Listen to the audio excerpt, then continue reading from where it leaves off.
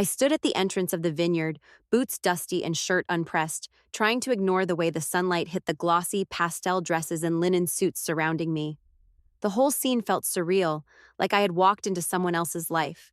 They were all so polished, too perfect, standing in front of my family's new vineyard estate, celebrating the thing that was supposed to be a dream come true for all of us.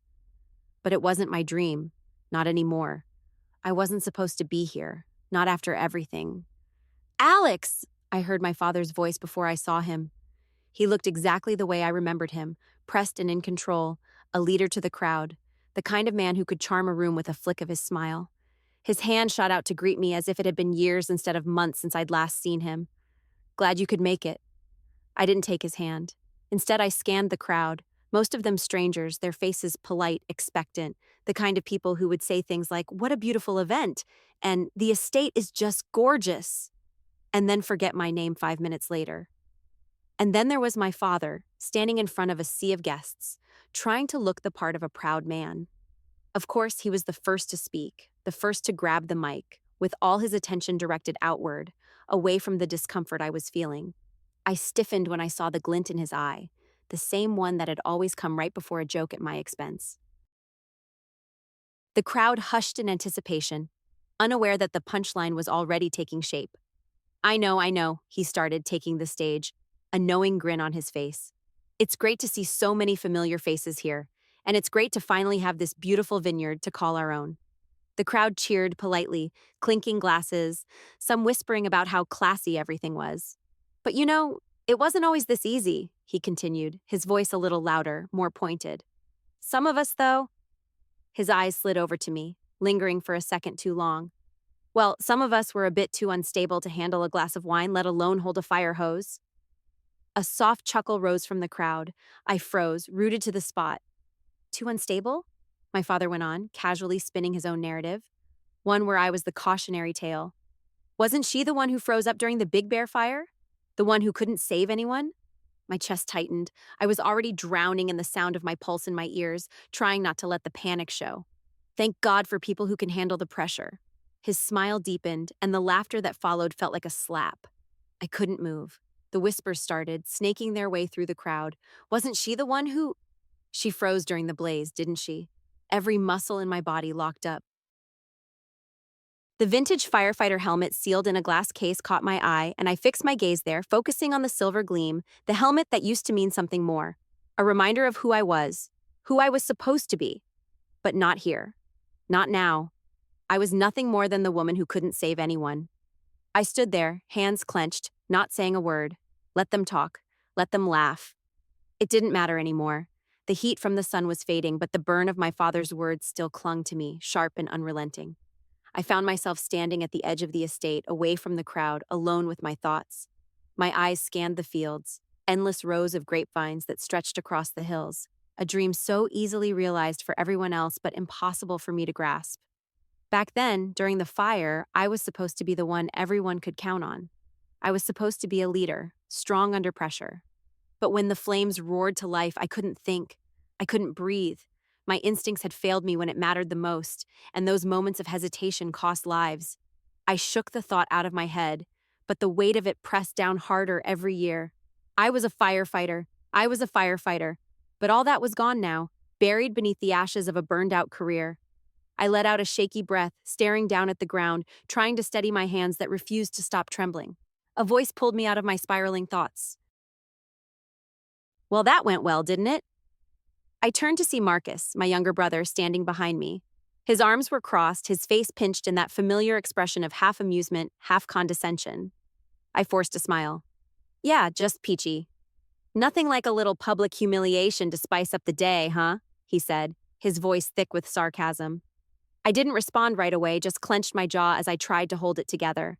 But then Marcus took another step closer, leaning in, as if his words were meant to hurt. Sis," he started, his tone too casual, too cutting. "Sometimes I really wonder how you could have been so good at what you did. And then screw it all up. I mean, freezing during a fire, what a joke." I could feel my pulse pounding in my ears, my throat tightening as the words sank in. Marcus was always quick with his insults, always ready to tear me down when it suited him. But this felt different.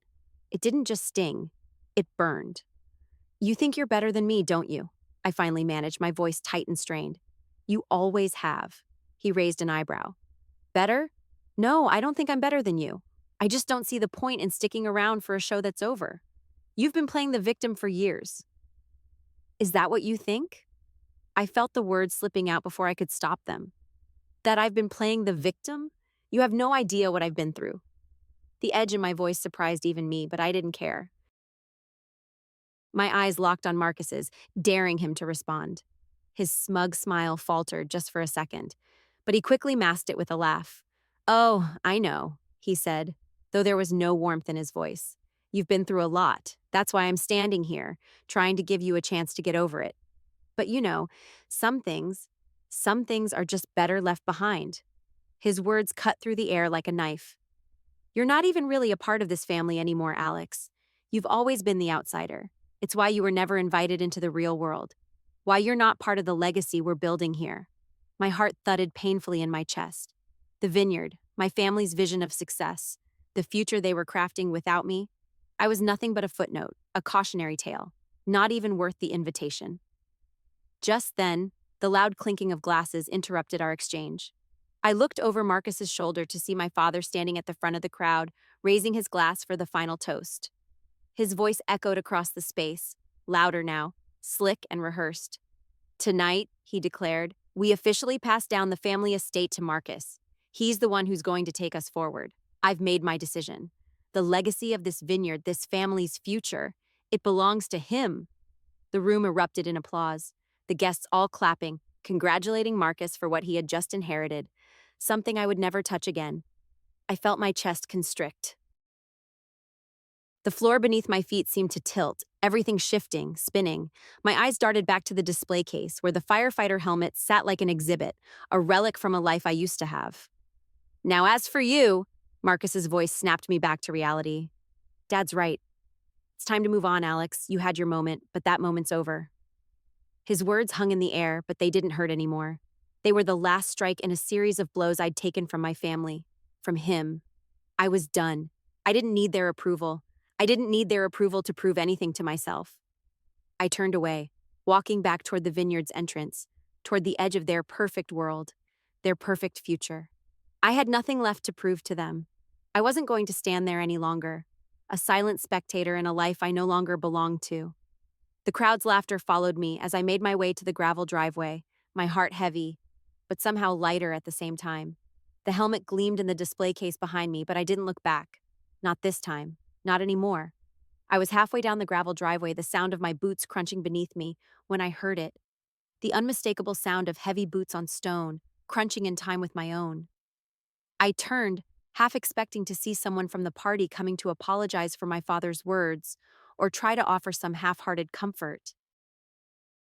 Instead, I saw them, 12 of my former fire crew members, walking in formation like soldiers returning from battle. They weren't here for the party. They weren't here to blend in. They weren't even here for me. Not really. Not in the way most people think of support. They were here to remind me who I used to be, who I still was underneath everything else. They moved in complete silence, their presence filling the air with an undeniable weight. Faded department jackets, weathered patches, the kind of clothes that spoke of years in the trenches, of smoke and heat, of battles fought and scars earned. Marcus's voice faltered mid-sentence.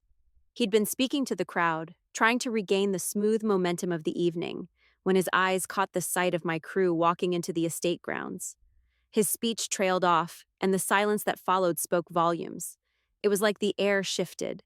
The polite murmur of the guests stopped. Their laughter died out, leaving a vacuum where the buzz of superficial conversation had been only moments before. People moved aside, creating a path for the crew, who walked as though they owned it because, in a way, they did. I didn't move. I stayed rooted at the end of the driveway, watching as they marched toward me, their boots steady, their faces set with the quiet strength that had once defined my life. They didn't need to say a word. Their arrival, their very presence was enough. They had come for me. They had come to remind me that I wasn't alone in this. The crowd parted to let them through, but no one said anything. Not a word. No one dared. My father's eyes flicked between me and my old crew, and I saw the panic behind them. He took a small step back, his hands tightening around the podium like he was trying to hold on to whatever control he thought he still had. Chief Ramirez, the man who had led my unit for over a decade, stepped forward first. He wasn't tall, but his presence was commanding. His voice, deep and measured, could fill a room without raising an octave. He stood in front of me without a word, just locked eyes with me for a moment. Then he slowly placed a photograph on the wine bar, the light catching the edges of the worn, yellowed paper. It was a photo of me dragging him from a fire line, a collapsing tree just behind us, the flames licking at the edges of the frame. I could remember that moment like it had just happened. The smoke, the heat, the stench of burning wood. But what I remembered most was the sensation of knowing he couldn't walk, knowing I had to get him out, no matter the cost. Another one of my old crew, a younger guy named Josh, placed a burned department patch next to the photo. The patch had been through hell. We'd sewn it back on after a brutal season, one of many, but that one had taken something from all of us. No one spoke. The guests leaned in, the murmurs from earlier replaced by an almost sacred silence. They weren't sure what to do, how to react to the sudden shift in the room. For a moment, I saw my father, his face pale, his lips trembling slightly as he took in the scene. He opened his mouth to speak, but the words never came. Marcus, looking increasingly flustered, stepped toward me, his gaze flicking nervously to the others. "What is this, Alex?" he asked, his voice cracking. "What's going on?" I didn't answer. I didn't need to. The answer was clear as day. My crew, the men and women who had fought beside me in the trenches, the ones who knew what it meant to face death together, were here. And they weren't here to apologize for me or stand in solidarity as some kind of protest against my father's words. They were here because they knew the truth. They knew who I was, and they weren't going to let my family turn me into a joke. The silence in the room grew heavier, and for the first time that day, I felt the breath in my chest steady. They hadn't abandoned me. They never would. I finally took a step forward, my heart lighter despite everything that had happened. As I moved, I felt the eyes of the room shift from me to the crew, their unwavering loyalty like an anchor in the storm. They were all here, Ramirez, Josh, and the rest, standing in front of a crowd that had no idea what real loyalty, real courage actually looked like. I didn't need to say anything, not yet. They had already spoken for me. My father's voice finally cracked the silence, shaking. "You're embarrassing me," he said, looking from me to the crew and back again. But his words lacked the bite they once had. His power was slipping, right before my eyes. I glanced at my brother, still frozen in the background, his face pale as he tried to regain control of the situation, but it was too late. The balance of authority had already tipped. My father's facade was crumbling, and he didn't even know how to stop it.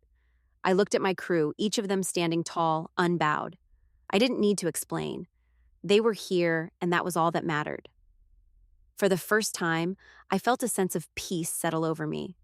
The people who mattered weren't the ones applauding my father's words.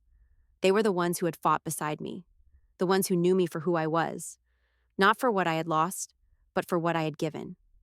The room was heavy with a silence that felt more suffocating than anything I'd experienced before.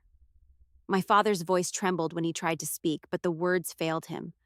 I could see the fight draining out of him, his fingers twitching at his side, unsure whether to keep holding on to the power he once wielded so easily. Behind me, I heard the soft rustle of movement. Chief Ramirez, his face weathered but steady, stepped up to the wine bar again. This time, he didn't place anything down gently. He slammed a black and white photograph onto the counter. The image was grainy, taken from a helmet cam in the midst of chaos, but I recognized it instantly. It was me, bloodied, exhausted, covered in ash, coordinating under the roar of flames. My eyes were locked on the fire line ahead, barking orders through the chaos. But more than that, it captured the moment when I went back. When the others were already safe, I ran into the trench again to grab the crew member who'd been left behind.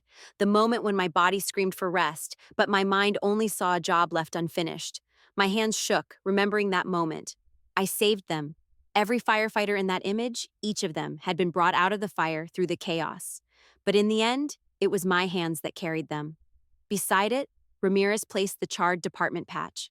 I could almost smell the burn as it hit the table, the deep, thick scent of a battle long past, the smell of heat and smoke that clung to our clothes, our skin. The patch was burned, torn at the edges from the firestorm, but it was also stitched back on, by me.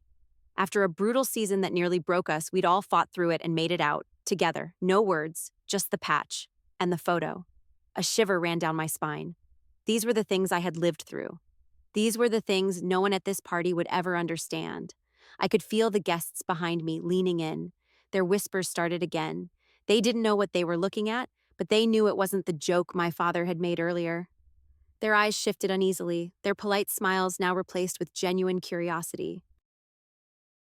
Some began to murmur in surprise, trying to understand what they had just been shown. Marcus, who had been quiet up until now, cleared his throat. "Dad?" His voice faltered, a tremor of uncertainty lacing it. "What's going on?" But my father didn't answer. He couldn't. His grip on the microphone loosened as he took in the photo and patch. The usual fire in his eyes had dimmed, and I saw something I hadn't seen in a long time: confusion. His mask of control was cracking, crumbling, and he didn't know how to put it back together. I stepped closer to the bar, my eyes never leaving the photo and the patch. The weight of them hung in the air, pulling the tension taut. Ramirez didn't need to say a word. His silence spoke louder than any speech. I looked over at the guests and I could feel them watching me, but more than that, I could feel them seeing me for the first time. Suddenly, I wasn't just the woman who had frozen. I was the one who had dragged the team out of hell. The one who had fought through every moment that felt like it would break us. The one who had gone back when the others were safe. For the first time in a long while, I stood tall. I didn't need to prove anything to anyone here. I didn't need to explain. My crew had already done it for me. They'd spoken without a word, without any grand speeches, and their presence was enough. Their silent support, their reminders of who I was, who I had always been, settled deep inside me, pushing away the weight of my father's cruel words. I felt a pressure in my chest, but it wasn't from the humiliation anymore. It was from something else, a quiet strength, a recognition that I had never truly lost. Not my worth, not my strength, not my place. Marcus shifted uncomfortably beside me. "I don't get it," he said quietly, trying to salvage his position. "You think these guys—" I held up my hand, silencing him without a word. I didn't need to engage with him. His opinion didn't matter anymore. Not here, not today. The room had started to quiet, the guests now digesting what had been shown to them. No more laughter, no more polite murmurs. The veneer of sophistication had cracked, and now the truth was starting to seep through the cracks. I turned my attention back to my father, who had yet to move, still holding the microphone. He looked lost, caught in a moment he didn't know how to navigate. "Dad," I said, my voice calm, "you can keep your legacy, but don't make my life the price of it." He didn't look at me. His eyes were fixed on the photo and the patch, and for the first time, he didn't have an answer. His facade was gone, and all he had left was the truth. And in that silence, that unspoken truth between us, I realized something. I didn't need him to understand me. I didn't need his approval. I had my own truth, and that was all I needed to move forward. Ramirez took a step back, glancing at me with a small, reassuring nod. The crew stood behind me, not as a reminder of my past mistakes, but as a reminder of who I was before. A firefighter, a leader, someone who didn't freeze, someone who was always willing to run into the fire. I turned and walked toward the exit, not looking back. I didn't need to. I had already said everything I needed to say. And the crew? They were still with me. They had never left. And that, for once, was enough. I didn't look back as I walked toward the exit. The echoes of my father's silence, the guests' whispers, and the sudden weight of truth pressing against my chest seemed to fall away as I reached the door. Outside, the cool evening air hit me like a relief. It was a strange mix of freedom and heaviness. I didn't know where I was going, but I knew I didn't need to stay in that room anymore. I didn't need their approval. Just as I reached the edge of the driveway, I felt a tap on my shoulder. I turned, half expecting another apology from Marcus or some other attempt at damage control from my father. Instead, it was Ramirez. He didn't say anything at first. He just handed me his phone. I looked down at the screen, and for a moment, I thought I had misunderstood. There, playing in front of me, was a grainy, raw video of a rescue, one I hadn't seen in years, one I had almost tried to forget. My breath caught in my throat. It was a helmet cam recording from the Big Bear fire. In the footage, I was coordinating, barking orders over the roar of the fire, directing my crew with a calm that felt almost foreign now. The chaos was blinding, black smoke swirling through the frame, the flames consuming everything in their path. But in that chaos, I could see myself, my hands steady as I navigated the disaster. The video moved, following the frantic rush as we moved through the line, trying to rescue one of our own who had been trapped. Through the lens, you could see me run back into the fire, smoke billowing, knowing full well that I was already burnt, that I was already running on empty, but still going, still fighting. There was no hesitation, no second thoughts. The footage wasn't perfect, but that wasn't the point. The point was clear. I had saved them. All of them. Every single one of them. The camera wobbled as I pulled our crewmate from the flames, dragging him through the trench until we reached safety. The video ended abruptly, the camera tilting as I collapsed beside him, panting, covered in soot and sweat. I blinked, trying to steady myself as the image on the phone went dark. For a moment, I was speechless, and the air between us felt thick with the weight of the truth I had spent so long avoiding. "I didn't think you'd want to see it," Ramirez finally said, his voice low. "But I figured you should." I nodded, swallowing hard, the lump in my throat heavy. "Why? Why show me this now?" Ramirez shifted, his eyes serious. "Because you're not the person your father just made you out to be. You're not the one who froze. That's not who you are, Alex. You were the one who kept going. You were the one who saved us." I could feel the heat of my eyes welling up, but I blinked it back, not wanting to break down in front of him, in front of anyone. I took a deep breath. I wasn't good enough for them, Ramirez. My father, Marcus, they're always going to see me as a failure. "Let them see what they want," he said firmly. "This isn't about them. This is about who you are. And we all saw it. We saw what you did that day. We saw the leader. We saw the person we could trust. Not just some unstable screw-up your father's trying to paint you as. That's not the truth." I looked at the phone again, at the video that seemed so distant now, almost like watching someone else. But it was me. It was still me, wasn't it? I didn't say anything for a long time. I just stared at the blank screen of Ramirez's phone. Then I heard the sound of voices behind me, and I turned to see the crowd from the estate filtering out toward us, murmuring among themselves, casting furtive glances in my direction.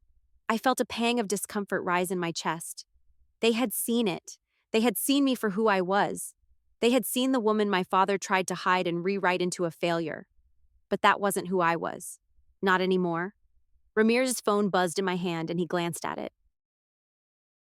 "It's time," he said, not looking at me but clearly feeling the tension in the air. "They're waiting for us to go. We'll walk through it together." I looked up at him, unsure what he meant, but then I saw it in his eyes. He wasn't talking about leaving. He was talking about facing the crowd that had mocked me, the crowd that had been so quick to believe the narrative my father had spun. But they didn't know the whole story. "Are you ready?" Ramirez asked softly.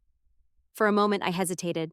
I thought about the vineyard, the life my father was building without me, the way I had always tried to fit into their perfect world, always just a little too rough around the edges for them to truly accept me. I took a deep breath and nodded. "I'm ready." We walked back together toward the estate, but this time, I didn't feel like I was walking back to a life I didn't belong in. I was walking toward something different, something I hadn't even realized I had left behind, a life built not on their approval, but on my own. I passed by the guests, who now watched me with uncertain eyes. But I didn't flinch. I didn't look away. My father, standing at the center, his hands trembling as he struggled to regain control, looked up as I approached. His face paled when he saw me, his mouth opening but no words coming out. I didn't need him to speak. I didn't need anyone to say anything anymore. The truth had already been shown. It had been shown through Ramirez's quiet gesture, through the crew that stood beside me in their worn jackets and burnt patches. I wasn't the one who had failed. And as I moved through the crowd, my steps steady, I realized, finally, that their world no longer defined me. Not the vineyard, not my father's legacy, not the people who thought they had the right to judge me. I had my own story now, and that was all I needed. The air inside the estate was thick, heavy with the tension that clung to every corner like smoke. Guests had filtered out in dribs and drabs, whispering to one another, still talking in hushed tones about what had just happened. There was no more laughter, no more clinking of glasses. The sense of control that my father once had was gone, replaced with a nervous energy that no one could hide. I stood near the back of the room, away from the guests, near the massive windows that overlooked the vineyard. It was a beautiful view, one I had imagined sharing with my family 100 times. But now, it just felt empty. Behind me, I could hear the quiet shuffle of footsteps as my father and Marcus moved toward the front of the room. It was clear they were trying to regain control, trying to pull the pieces back together after everything had unraveled. But they didn't know how. None of them did. They had spent so many years pretending that they could make me disappear, pretending I didn't matter, that now it was too late. The murmurs around me grew louder, and I could feel my father's eyes on me, his gaze sharp but no longer as commanding as it had been earlier. The power he had once wielded so effortlessly was slipping from his grasp, and I could see it. I could feel it. "Ladies and gentlemen," my father began, his voice wavering slightly. He cleared his throat and tried again, firmer this time, but it didn't have the same strength. "Tonight, we are here to celebrate the future of the Voss family, the future of this vineyard. We've worked hard to get to this point." He paused, his eyes darting nervously to Marcus, who stood beside him, stiff and uncertain. "And we will continue to work hard to build something that lasts." The crowd watched, some nodding along, still unsure of how to process the shift in energy. Some guests looked at each other, others glanced at me with a mix of curiosity and unease. My father's words were meant to sound reassuring, but they came out flat, like a rehearsal that was missing the passion behind it. "It's been a long road," he said a little too quickly. "And sometimes in business there are bumps along the way." He shot a quick look at me, his jaw tightening. "But it's all part of the journey, and we move forward." His attempt at recovery hung in the air for a moment before falling completely flat. No one clapped. No one cheered. It was like everyone was waiting for something more, waiting for something real. Marcus, who had been silent up until now, shifted uncomfortably, his hand clenching at his side.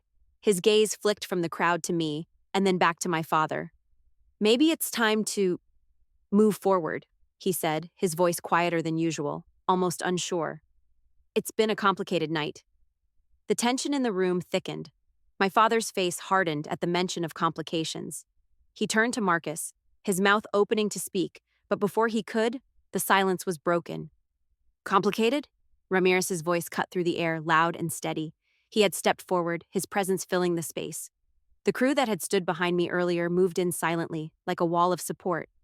"What you mean, Marcus?" Ramirez said, his voice calm but heavy with meaning, "is that this is more than just a complicated night. This is about accountability. This is about understanding what truly happened." He paused, letting the weight of his words settle in the air. "This isn't just about the vineyard. This isn't just about the future of the family business. It's about respect. It's about seeing people for who they really are, not just for what you can make them into." I could feel my father's anger rising, the flush creeping into his cheeks, but it was no longer the kind of anger that commanded a room. Now it was just a shadow of what it used to be. The power he once had was gone, slipping through his fingers. "And the truth, Dad," I said quietly, my voice steady, "is that you've never seen me. You've never respected me. You've never wanted to understand me, not really." I turned to face him, not hiding the hurt that I knew was still there. "You've always used me as a tool for your own success. You've always seen me as something to be controlled, to be molded into something that fit your vision of what this family should be." The room was completely still. No one spoke. No one moved. "I'm done," I said softly. "Done pretending that your vision is my vision. Done pretending that this vineyard, this family legacy is something that belongs to me." I paused, meeting my father's eyes. "You've built it for yourself, and that's fine, but don't think for a second that I'm going to continue to be a part of it." There was a long silence, the kind that felt like it stretched on forever, like everything in the room was holding its breath, waiting for something to happen. My father's face was pale now, his mouth slightly open as though he had no idea how to respond. "I've let you control me for so long," I continued, my voice quiet but resolute. "But I'm done being your pawn, done being the joke you make in front of people who don't know the first thing about what I've been through. I'm done letting you tell me who I am." Ramirez, who had been silently watching, nodded slightly. The rest of the crew stood behind me, their silent solidarity undeniable. My father's lips trembled and I could see the frustration building in his eyes, but this time there was no anger in his voice. "You don't understand," he said, though it sounded more like a plea than a statement. "I understand perfectly," I replied. "And that's why I'm walking away." I didn't look back as I turned to leave. I didn't need to see their reactions. I didn't need to know how they would try to spin this, how they would try to salvage what was left of their pride. I had already made my decision. The air outside felt fresh, like a weight had been lifted from my shoulders. My footsteps were lighter, my mind clearer as I walked away from the vineyard that had never truly been mine. It wasn't about the property or the legacy. It was about knowing that I no longer had to carry their expectations with me. I was free, finally free. The sound of gravel crunching beneath my boots was the only noise in the air as I walked away from the vineyard. The cool night breeze brushed against my skin, a sharp contrast to the suffocating tension that had surrounded me inside the estate. I needed the space. I needed the silence. But as I walked toward my car, a sudden movement caught my eye. From the shadows near the entrance, I saw one of the crew members step forward, his face serious but calm. It was Chief Ramirez, still as steady as ever. "Alex," he called out, his voice carrying the same weight it always did. "You don't have to walk away alone." I stopped, turning to face him. He was one of the few people in this world who truly understood me, understood the weight of the badge I had once worn, the weight of the things I had carried, the things I had tried so hard to bury. I wanted to keep walking. I wanted to keep moving forward, to put as much distance between myself and my family as possible. But Ramirez had a way of grounding me, of reminding me of who I was. I nodded and turned back toward him, walking slowly as he matched my pace. "The thing about tonight," he began, his tone thoughtful, "is that you didn't just stand up for yourself. You stood up for everything you've done, for everything you were and still are." He paused, glancing back toward the estate. "Your father, he doesn't see that. He's too wrapped up in his own version of the truth." I swallowed hard, the words echoing in my mind. My father didn't see me, not really, and it wasn't the first time. "It's not just him," I said, my voice barely above a whisper. "It's everyone. It's Marcus. It's the people who've always looked at me like I'm just, I don't know, a mistake they've been forced to deal with." Ramirez didn't say anything right away. He didn't have to. He just walked beside me, letting the silence settle between us. And for once, it wasn't uncomfortable. It was just peaceful. The weight of everything that had happened, everything that had been said, was slowly starting to lift. Finally, he spoke again. "Alex, you've carried a lot of weight for a long time. But you never had to carry it alone." He stopped walking and turned to face me fully. His eyes, sharp and unwavering, met mine. "You know that, right? You know that we, the crew, we've always been there. We've got your back. We always will." The words hit me harder than I expected. It was like a dam had broken open inside me. For so long, I had felt like I was standing in a storm, trying to hold on to whatever pieces of myself I could. But in this moment, surrounded by the quiet comfort of Ramirez and my crew, I finally understood what it meant to be truly seen. I wasn't just the failure. I wasn't just the woman who had frozen during the fire. I was the one who kept fighting, the one who had led my crew through hell, the one who had carried them through the flames. I took a deep breath, my chest filling with something I hadn't allowed myself to feel in years. Pride. Not for what my family thought of me, not for anyone else's approval, but for what I knew I had done. "I didn't ask for your forgiveness," I said, my voice steady now, more sure than I'd been all night. "But I guess I finally get it. I've been asking for theirs.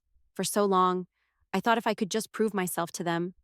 "You don't need their approval," Ramirez interrupted, his voice firm. "You never did. You've always been enough." The simplicity of that truth hit me square in the chest. I felt my heart settle, the last remnants of anger, of bitterness easing out of my body. For the first time, I understood. "I spent so many years trying to be what they wanted me to be," I whispered, more to myself than to Ramirez. "But what if I'm not what they want me to be?" "Then screw them," he said, the words sharp but kind. "What you are is a hero. What you are is someone who never gives up, even when it hurts. You've carried that helmet, you've carried that weight, but you don't need to carry it alone anymore." I didn't know how to respond. The words, the gratitude, it was all tangled in my chest. But I didn't need to say anything. We both understood. I glanced back at the estate, still standing tall in the distance, lights flickering like a beacon. A beacon I had spent years trying to reach, trying to fit into. But the truth was, there was no place for me there anymore. Not the way I had imagined, not the way I had fought for. I looked back at Ramirez, feeling the weight of everything I had lost, but also everything I had gained. He smiled at me, that familiar, steady smile. "We'll always have your back," he said, his voice simple but full of meaning. And I knew for the first time that it wasn't just about the crew or the fire department. It was about something deeper, something more lasting. It was about loyalty, brotherhood, and family, not the one I had been born into, but the one I had built with my own hands, my own courage. "We'll do this together," I replied, finally able to speak the words I had been too afraid to say for so long.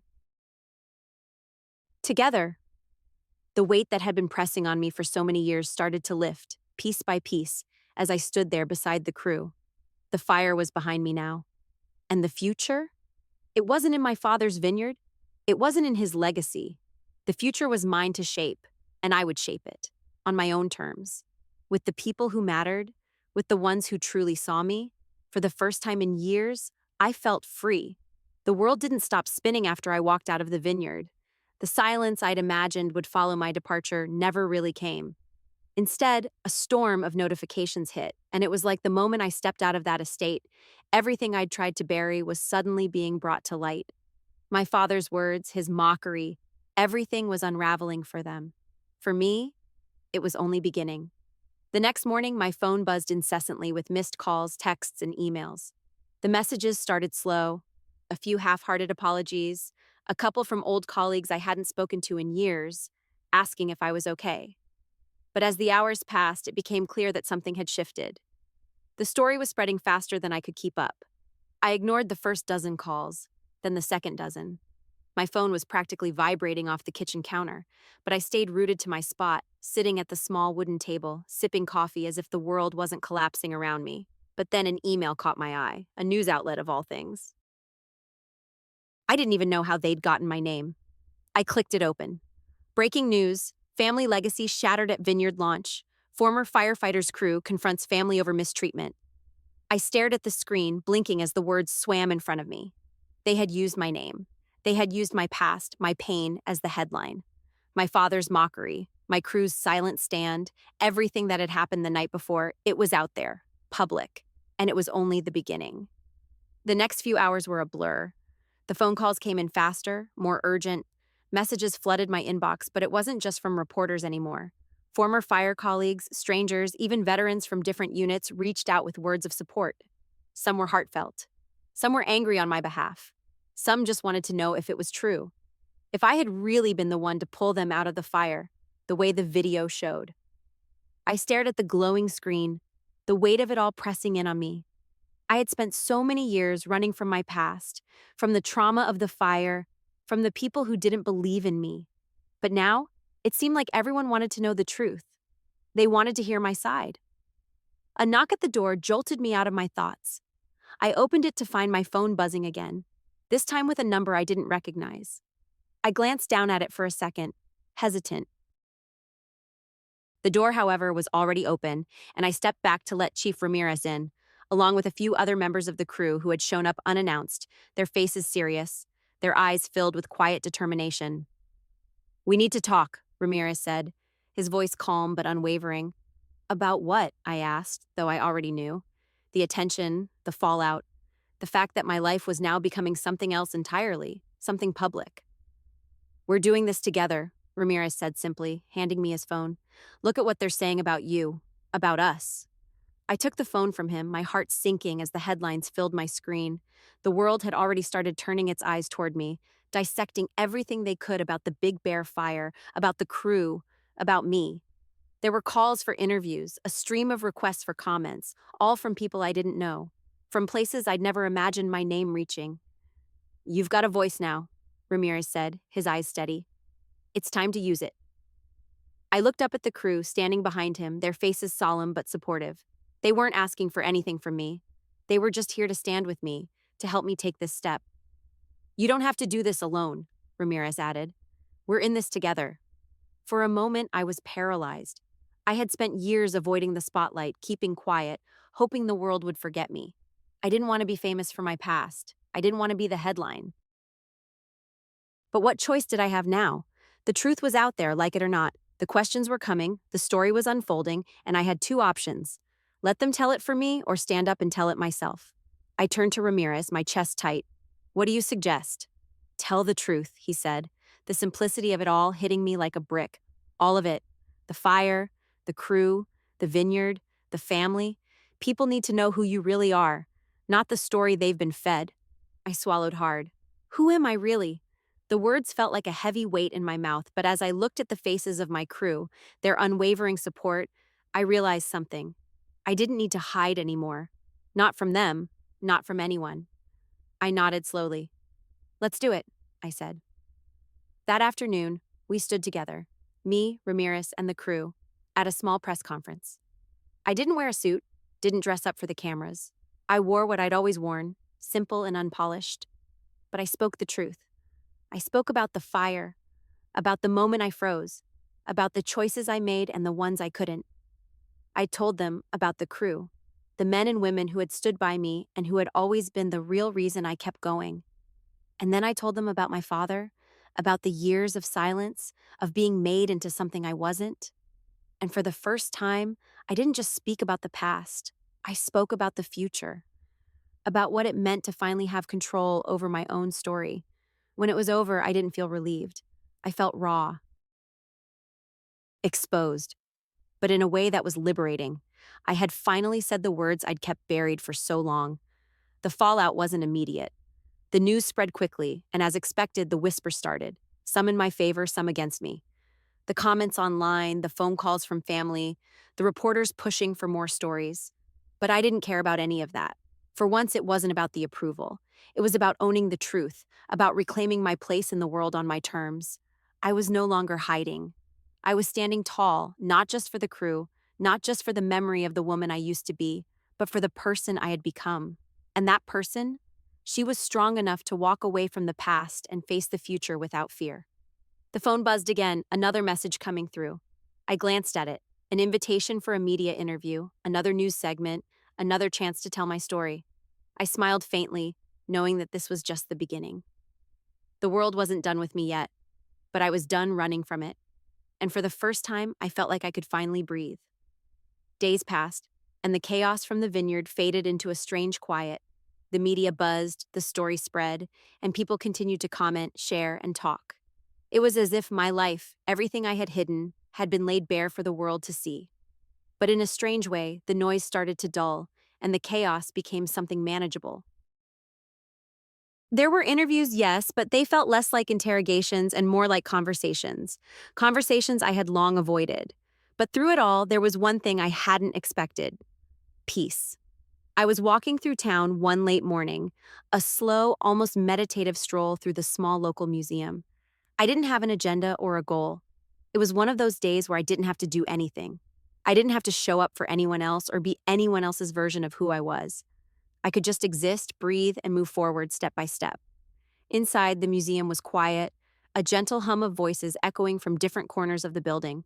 It was a small place, nothing grand, but it held artifacts that were significant to the town. Old firefighter gear, photos of past heroes, things that felt familiar and comforting. I wandered through the exhibits, my fingers grazing the edges of old equipment, helmets, and patches that brought back memories of the fire department, of my old crew. Some of the pieces I recognized, some I didn't. They all held a piece of history, of something larger than just me. I came to a display in the back corner, an old fire hose, a vintage helmet, a few photos framed neatly on the wall. There was something simple about the way it was presented. A tribute, not just to the firefighters, but to the people who had given their all for the community.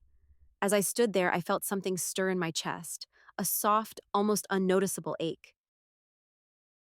As I turned to leave, a small figure caught my eye. A little girl, no older than 8 or 9, was standing in front of the display, her hands pressed against the glass, her face filled with awe as she looked at the vintage fire gear.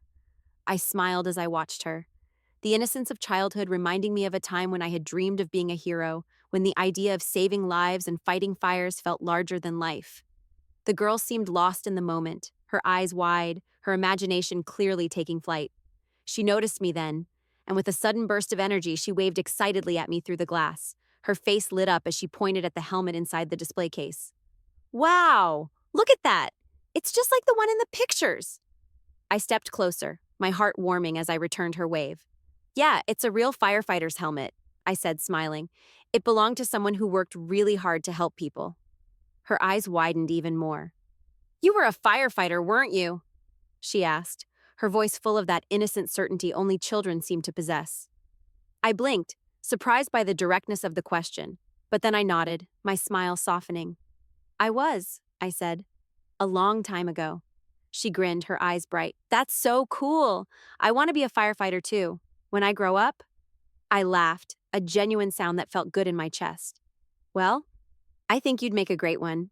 You've got the heart for it. The girl giggled, then looked at the fire hose in the display. I bet it's really heavy, she said, her voice thoughtful. It is, I said, remembering the weight of the gear. But that's okay. You get used to it. It's part of the job. She paused, clearly thinking hard about the idea. I think I'd like it. I want to help people like you did. Something in me shifted then. I wasn't just looking at a little girl's innocent dream anymore. I was looking at the future, the potential that was waiting to be realized. The kind of bravery I had once worn without question, without hesitation. I stood there for a moment longer, just watching her as she looked back at the display, lost in her own thoughts. For the first time in weeks, I felt a sense of quiet peace wash over me. This was why I had fought so hard. For moments like this, for the next generation that would take what we had done and carry it further, with hope and courage in their hearts. The girl looked up again, and for a moment, our eyes locked. She smiled brightly and waved before she turned back to the display, completely immersed in her own world. I smiled back, my heart lighter than it had been in days. I wasn't the person I had been before the fire. I wasn't the woman my family wanted me to be. But I was something else, something that couldn't be taken away by shame or guilt. I was someone who had fought, someone who had made a difference, and that was enough. As I walked out of the museum, the door clicking softly behind me, I felt something inside me settle. The storm was over, and for the first time in a long time, I could see clearly. I could breathe without fear of what I might lose. When I reached my car, I opened the door, but before I got in, I took one last look at the town square. It wasn't much, just a simple place, a place that had given me everything I had fought for. I reached into my jacket pocket and pulled out the letter my father had sent me, the one apologizing, the one offering to change the will, to make things right. I had read it once, but I hadn't responded. Now I took the letter, folded it carefully, and slid it back into my pocket. It wasn't the apology I had needed. It wasn't enough. Too little. Too late. With a final glance at the quiet museum, I closed the car door and drove off, heading down the road, away from the vineyard, away from my family, toward a future I would create for myself. No more holding on to the past, no more waiting for approval, just peace. And for the first time, I didn't feel like I had to prove anything anymore.